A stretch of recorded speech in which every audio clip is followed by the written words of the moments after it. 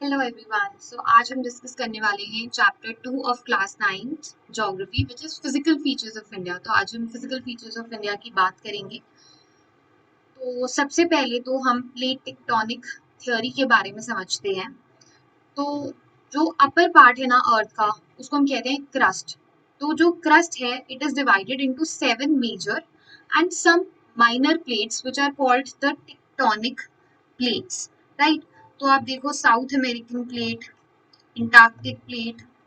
So these are some of the major plates, right? So 7 major plates हैं और बाकी minor plates हैं। अब ये जो प्लेट्स है ना, ये मूव करती रहती हैं और इन्हीं के मूवमेंट के कारण वोल्केनिक एक्टिविटी, फोल्डिंग, फॉल्टिंग, ये सब चीजें होती हैं। अब आप एक चीज नोटिस करोगे कि जितने भी अर्थक्वेक्स और वोल्केनिक एक्टिविटीज है ना, ये सारी इन प्लेट्स की मार्जिन पर होती हैं। देखो, इनकी जो मार्जिन होती है ना, क्योंकि यहाँ पे मूव करती रहती है, सो दैट इज वाई जितनी भी अर्थक्वेक एक्टिविटी होगी या फिर वॉल्केनोज होंगे, वो ज्यादातर इनकी मार्जिन पे होती हैं। अब ये जो प्लेट्स हैं वो 3 तरह की मूवमेंट शो करती हैं, ठीक है। पहली तो है कन्वर्जेंट बाउंड्री। अब कन्वर्जेंट बाउंड्री का क्या मतलब है? फॉर एग्जाम्पल, अब ये दो मेरी प्लेट्स हैं, तो ये जब एक दूसरे की तरफ मूव कर रही हैं, तो एक प्लेट जो है वो ऊपर चली जाएगी और दूसरी प्लेट सबसाइड कर जाएगी। सो this is called the convergent boundary. फिर दूसरी मूवमेंट है डाइवर्जेंट बाउंड्री। अब ये प्लेट्स ऐसे थी, राइट। अब ये प्लेट्स ऐसे थी, so they move away from each other. तो जब जो प्लेट्स हैं वो एक दूसरे से दूर जा रही है, it is called divergent boundary. और तीसरी होती है ट्रांसफॉर्म बाउंड्री। ये प्लेट्स ऐसे थी, so they are moving horizontally past each other, so this is called the transform boundary, right. तो अब हम बात करते हैं, अच्छा, अर्थ की फॉर्मेशन कैसे हुई। सबसे पहले जब आप इनिशियली जाओगे तो सबसे पहले एक सिंगल लैंड मास था जिसे हम कहते थे पैंजिया। फिर उसके बाद ये जो पैंजिया है ना, ये 2 कॉन्टिनेंटल मासेस में ब्रेक हो गया, ठीक है, Laurasia and the Gondwana land, right. अब जो ये गोंडवाना, अब जो ये लॉरेशिया था, इसमें आते थे नॉर्थ अमेरिका और Eurasia, right, Europe plus Asia. और जो ये गोंडवाना लैंड था, इसके अंदर आता था south America, Africa, Antarctica, India, Australia, तो ये सारे आते थे, ठीक है। अब उसके बाद हम बात करते हैं, तो फिर ये फर्दर मूव कर करके 7 कॉन्टिनेंट्स में ब्रेक हो गए फाइनली। अच्छा, अब इंडियन प्लेट जो थी वो तो गोंडवाना लैंड की पार्ट थी, तो वो यूरेशिया के साथ आके कैसे जुड़ गई? तो क्या हुआ कि इंडिया की प्लेट कैसे मूव करी? तो basically if we talk about movement of India's Indian plate, so what happened is India was initially a part of Gondwana land, which was separated by Tethys Sea from Laurasia. तो India plate ने क्या किया, उसने northward move करना start किया। तो northward move करना start किया, फिर उसके बाद मूव करते हुए ये यूरेशियन प्लेट के पास जाके पहुंचे, और यूरेशियन प्लेट और जो इंडियन प्लेट थी दोनों कन्वर्ज हुई। और जब दोनों कन्वर्ज हुई तो माउंटेन्स की फॉर्मेशन हुई, हिमालयन माउंटेन्स की। तो इस तरीके से बेसिकली हिमालयन माउंटेन्स की फॉर्मेशन हुई। और ये दोनों प्लेट्स अभी भी एक दूसरे की तरफ कन्वर्ज कर रही हैं, तभी हम देखते हैं कि जो हिमालयन माउंटेन्स की हाइट है वो आज भी बढ़ रही है, ठीक है। उसके बाद हम बात करते हैं major physiographic divisions of India की। अब अगर हम इंडिया को डिवाइड करते हैं तो हम इंडिया को डिवाइड कर सकते हैं फिजियोग्राफिक डिविजन्स के हिसाब से। First is the Himalayan mountains, the second is the northern plains, the third is the peninsular plateau, the fourth is the Indian desert, the fifth is the coastal plains, and the sixth is the island. So first of all, I will be talking about the Himalayan mountains. So Himalayan mountains are young fold mountains. अब जो Himalayan mountains है ये 2400 kilometre long है।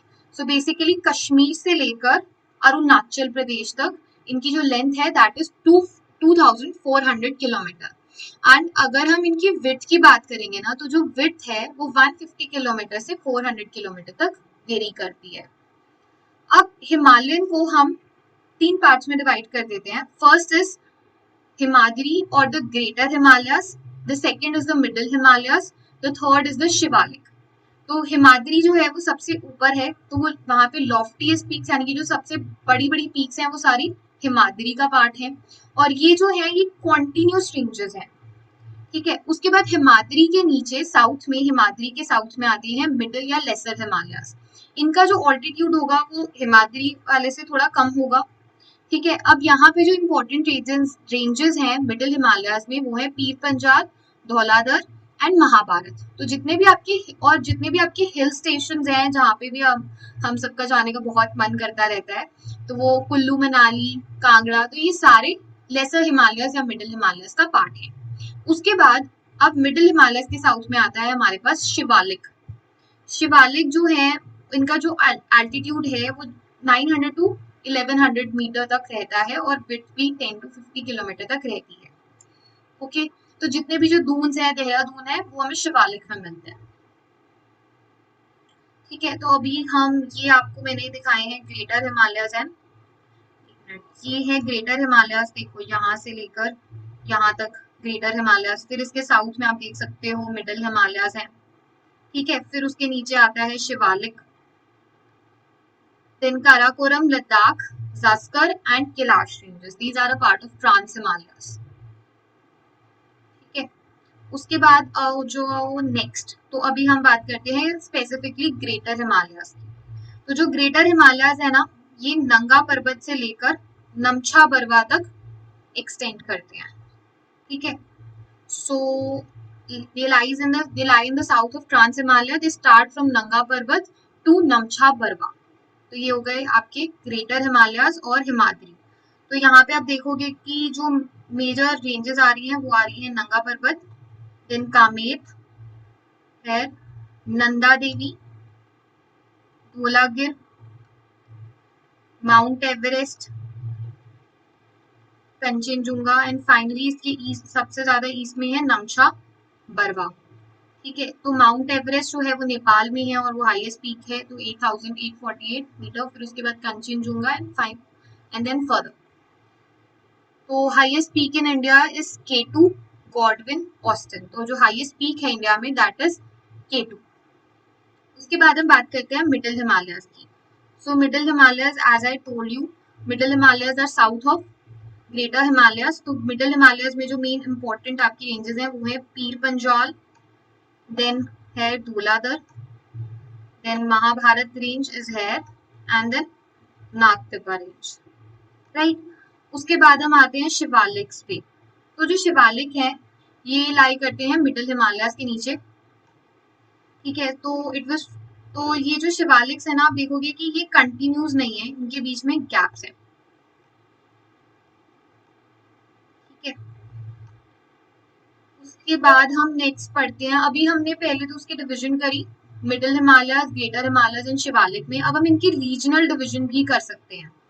ठीक है, तो Indus से लेकर सतलुज तक, इंडस से लेकर सतलुज के बीच में जो हिमालयस हैं उन्हें हम कहते हैं पंजाब हिमालयस। फिर सतलुज और काली के बीच में, रिवर काली के बीच में जो हिमालयस उनको हम बोलते हैं Kumaon Himalayas. And then we have Nepal Himalayas between Kali river and the Teesta river. Then जो नॉर्थ ईस्ट में है बिल्कुल वो है तीस्ता और दिहंग रिवर के बीच में, that is Assam Himalayas, right. Then we have Purvanchal Himalayas also. अच्छा, जो गारो खासी और जयंतिया हिल्स है ना यहाँ पे, they are not a part of Himalayas. ये चीज याद रखनी है, they are not a part of Himalayas. तो जो पूर्वांचल हिमालयस हैं जो कि नॉर्थ ईस्ट में है, तो वो वहाँ की जो मेन इंपॉर्टेंट रेंजेस हैं वो है सबसे पहले पटकई बम, फिर उसके नीचे नागा हिल्स, फिर उसके नीचे Manipur hills, and then we have Mizo hills, Tripura hills. तो ये आप स्टेट्स के नाम से ही याद कर सकते हो। तो कौन से हैं, पटकाई बम के नीचे नागा हिल्स, फिर Manipur hills, and then we have Mizo hills. Then so this was about Himalayas, all about Himalayas. Then we come upon the northern plains. अब जो नॉर्दर्न प्लेन्स है, नॉर्दर्न प्लेन्स में बेसिकली नॉर्दर्न प्लेन्स की फॉर्मेशन जो है वो 3 reverse की डेपोजिशनल activity के कारण हुई है। तो पहली है इंडस, फिर आती है गंगा, फिर आती है ब्रह्मपुत्र। तो ये जो रिवर्स हैं ये फ्लो करती हैं माउंटेन से प्लेन्स की तरफ, और ये काफी ज्यादा डिपोजिशनल एक्टिविटी करती हैं, जिसके कारण आप देखोगे कि जो नॉर्दर्न प्लेन्स हैं वो बहुत ज्यादा फर्टाइल भी हैं। ठीक है, अब अगर हम रीजनल डिवीजन करते हैं अगेन नॉर्दर्न प्लेन्स की, तो हम देखते हैं एक तो पंजाब प्लेन्स हैं। ठीक है, तो पंजाब प्लेन्स में जो इंडस की ट्रिब्यूटरीज हैं वो आप देखोगे, झेलम, चेनाब, रावी, ब्यास, सतलुज, और यहाँ पे आपको दोआब भी मिलते हैं, जहाँ दोआब का मतलब है जहाँ पे दो रिवर्स मिलती हैं, तो पंजाब प्लेन्स। फिर उसके बाद हम आते हैं गंगा प्लेन्स की तरफ, तो गंगा प्लेन्स की तरफ। फिर उसके बाद ब्रह्मपुत्रा प्लेन्स, जो कि ब्रह्मपुत्रा की डिपोजिशनल एक्टिविटी के कारण फॉर्म हुए हैं। फिर उसके बाद हम बात करते हैं भाबर, तेरई, बांगर और खतर। अब शिवालिक के फुटहिल्स पे जो लाई करता है दैट इज भाबर। अब जो भाबर है और भाबर के साउथ पे जो लाई करता है वो है तेरई। अब भाबर जो है वहां पे जो पेबल्स होंगे ना, बड़े बड़े पेबल्स होते हैं यहाँ पे भाबर में, लाइक दिस। और जो तेरई है वहां पे थोड़े फाइन सेडिमेंट्स होंगे, यानी छोटे छोटे होंगे, ठीक है। अब देखो जो भाबर है वहां पे बड़े बड़े पत्थर हैं, तो जहाँ पे जितनी भी रिवर्स आती है ना वो डिसअपियर हो जाती हैं।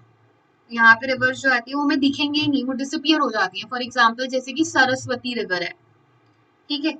और जो तेरई है, अब यहाँ पे जो फाइन सेडिमेंट्स है, तो यहाँ से जो रिवर्स है वो इमर्ज कर जाती है, मतलब हमें दिखने लग जाती है।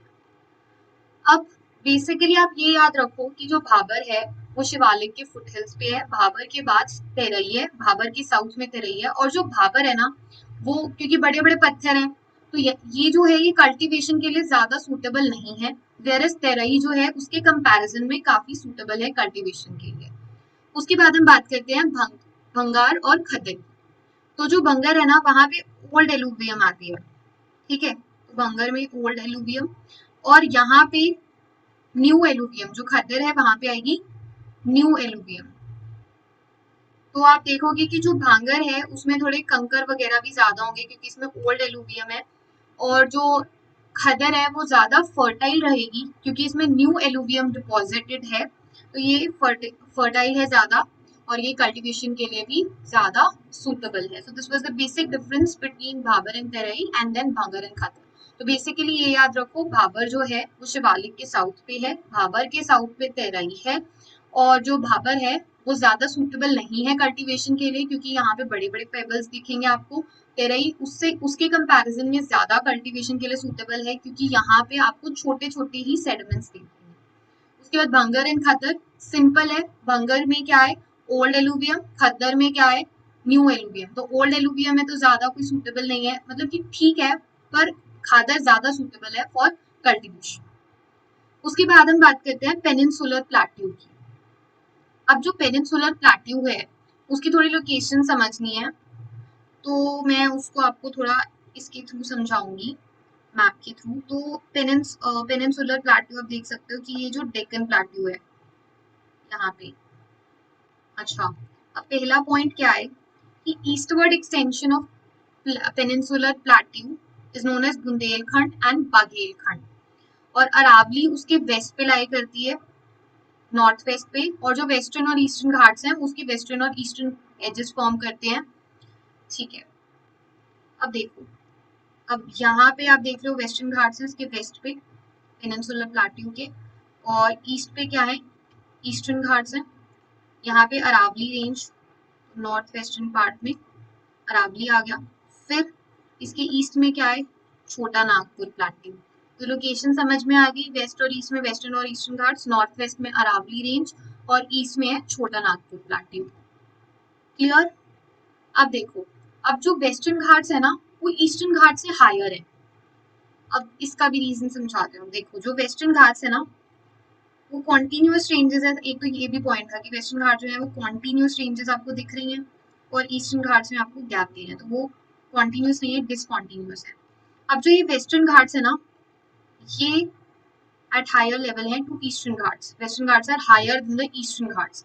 अब इसके कारण क्या होता है कि जितनी भी जो नदियां, वेस्टर्न घाट्स ऐसे हैं ईस्टर्न घाट्स ऐसे हैं, तो जो पानी है वो कैसे फ्लो करेगा, तो पानी तो ऐसे फ्लो करेगा ना, ऐसे तो फ्लो नहीं करेगा। यही रीजन है कि मोस्ट ऑफ द जो रिवर्स हैं वो ईस्टर्न घाट्स की तरफ जाती हैं और वो बे ऑफ बंगाल में ड्रेन करती हैं, क्योंकि वेस्टर्न घाट्स जो है वो हायर है देन द ईस्टर्न घाट्स। अब देखो, अब ये चीज थोड़ी याद रखनी है कि जो अन्नाई मुड़ी है ये हाईएस्ट पीक है वेस्टर्न घाट्स की। तो यहाँ पे कहीं पे अनाई मुड़ी है, सो अनाई मुड़ी जो है वो हाईएस्ट पीक है, ये रही अनाई मुड़ी। तो एक मिनट, अनाई मुड़ी जो है वो हाईएस्ट पीक है वेस्टर्न घाट्स की, और ईस्टर्न घाट्स की हाईएस्ट पीक है Mahendragiri. So Mahendragiri is the highest peak of Eastern Ghats. और आप देखोगे कि जो पेनिनसुलर प्लेट्यू है सारा, वहां पे आपको ब्लैक सॉइल मिलती है which is suitable for cultivation of cotton, right. तो अब हमारा पेनिनसुलर प्लेट्यू भी हो गया। तो अब हम बात करेंगे, अच्छा अभी तक हमने किस किस चीज की बात करी, एक बार रिवाइज करते हैं। तो हमने हिमालयन माउंटेन्स की बात करी, हमने ग्रेटर हिमालयस के बारे में पढ़ा, हमने उसके बाद मिडिल हिमालयस के बारे में पढ़ा, हमने शिवालिक्स के बारे में पढ़ा, हमने पूर्वांचल के बारे में पढ़ा, and then we also studied about the regional division की पंजाब हिमालयस में डिवाइड कर सकते हैं, फिर Kumaon Himalayas, and then Nepal, and then Assam Himalayas. Then we talked about northern plains. तो इसमें हमने बात की कि नॉर्दर्न प्लेन्स में बेसिकली 3 रिवर्स आती हैं, इंडस, गंगा और ब्रह्मपुत्र, जिनकी डिपोजिशनल एक्टिविटी के कारण हमारे पास नॉर्दर्न प्लेन्स की फॉर्मेशन हुई।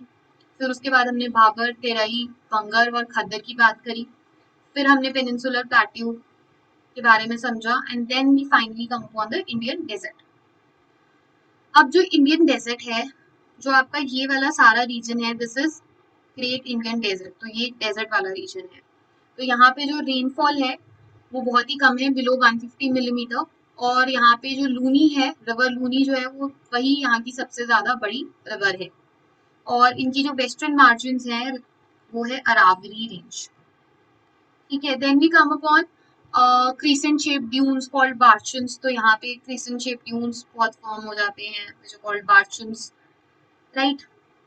Then we come upon the coastal plains, ठीक है। कोस्टल एरिया क्या होता है, ये वाला एरिया। तो इंडिया का जो कोस्टल एरिया है वो ये वाला एरिया है। अब जो कोस्टल एरिया है, अगर हम उसकी डिवीजन करें तो देखो आप, इसको हम कहते हैं काठियावाड़ कोस्ट। तो यहाँ से लेकर यहाँ तक गुजरात वाला बेसिकली जो रीजन है, उसको हम कहते हैं Kathiawar coast, right. Then we come upon the Konkan coast. तो ये बॉम्बे से लेकर न्यू मैंगलोर तक, तो यहाँ पे आपकी आती है कोंकण कोस्ट। फिर जो ये न्यू मैंगलोर से लेकर जो ये केरला तक का पार्ट है सारा, इसको हम बोलते हैं मालाबार कोस्ट। एंड देन यहाँ से लेकर यहाँ तक विशाखापट्टनम से थोड़ा ऊपर कृष्णा नदी के नीचे तक, तो इसको हम बोलते हैं कोरोमंडल कोस्ट। एंड देन फिर कृष्णा नदी के ऊपर से लेकर महानदी तक नॉर्दर्न सिरकार। तो बेसिकली बस इतना ही करना है, इतनी डिवीजन ही लिखी गई है आपकी बुक में। ये डिवीजन बस मैप के थ्रू अगर आप समझ लोगे तो आपका डन है काम। उसके बाद Chilika is the largest salt water lake, this is just a fact, remember it. फिर उसके बाद हम बात करते हैं आइलैंड्स की। अच्छा, हमारे पास 2 आइलैंड ग्रुप्स हैं, एक तो है अंडमान एंड निकोबार जो कि बे ऑफ बंगाल में है, और एक है हमारे पास लक्षद्वीप जो कि अरेबियन सी में है, ठीक है। तो Lakshadweep islands were formerly called Laccadive, Minicoy and Amindivi. तो जो हेडक्वार्टर्स हैं लक्षद्वीप के वो हैं Kavaratti. Andaman and Nicobar islands are 2 island groups. India का जो ओनली एक ही एक्टिव वॉल्केनो है दैट इज बैरन आइलैंड, तो वो अंडमान एंड निकोबार में ही सिचुएटेड है। So with this I will end this chapter. ये जो चैप्टर है इसको अगर आप थोड़ा मैथ्स के थ्रू समझोगे, चीजों को अंडरलाइन करोगे और मैप के थ्रू समझोगे, तो आई थिंक इस चैप्टर में ऐसा कुछ भी नहीं है जो कि आपको याद करना है। ये चैप्टर बहुत ही आसान है।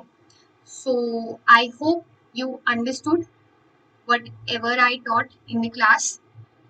So thank you very much for listening to